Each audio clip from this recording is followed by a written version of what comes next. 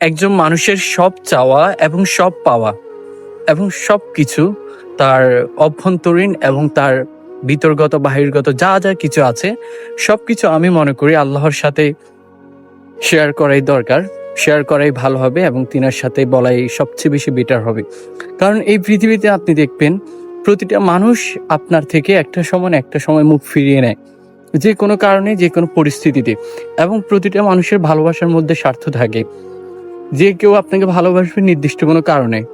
Even আপনার পিতামাতাও আপনাকে ভালোবাসে নির্দিষ্ট একটা কারণ আপনি খুঁজে পাবেন, এবং আপনার বন্ধু বান্ধব অথবা আপনার সবচেয়ে কাছের মানুষরাও আপনাকে ভালোবাসে নির্দিষ্ট কোনো কারণে।